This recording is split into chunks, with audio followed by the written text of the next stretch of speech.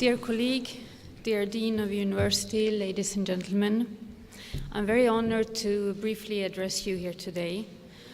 The work done by the organization The Smile of the Child is very important, and the topic that you are going to discuss today is of vital importance to many children in the world. It is extremely valuable to discuss these issues and to raise awareness, not only to recognize the victims and help them, but also because we need to look at the conviction rates for sex violence. The conviction rate is far below those than for other crimes.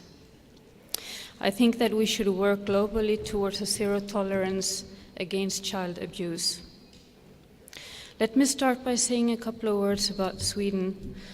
Last year in February, Sweden hosted a solution summit to end violence against children.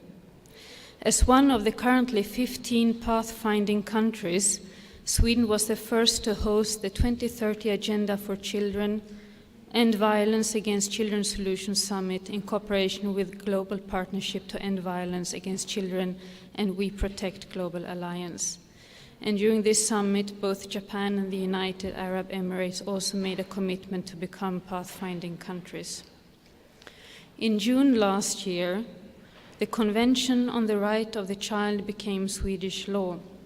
And in order for the Convention to have a greater impact, the government also proposed a guidance document, an education initiative, and continued systematic transformative work.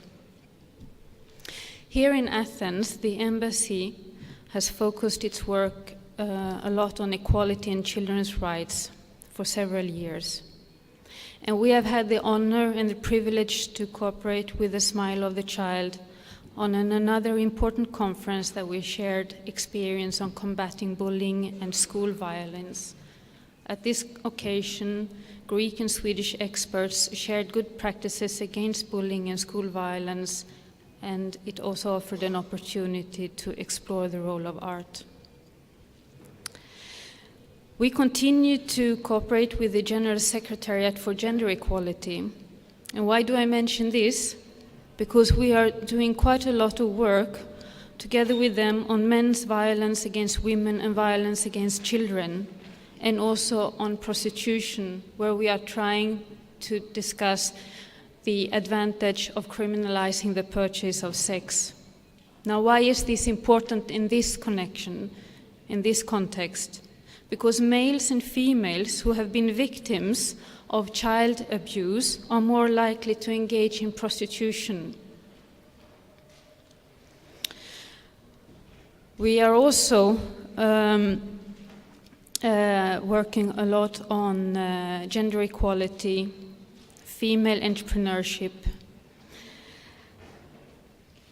And today you are here to discuss about what must not happen, as our government has stated on its roadmap an action plan to protect children from human trafficking, exploitation and sexual abuse. I'm very pleased that our distinguished Professor Carl-Göran Svedin from Linköping University is here to share his valuable experience and give a multi-professional approach.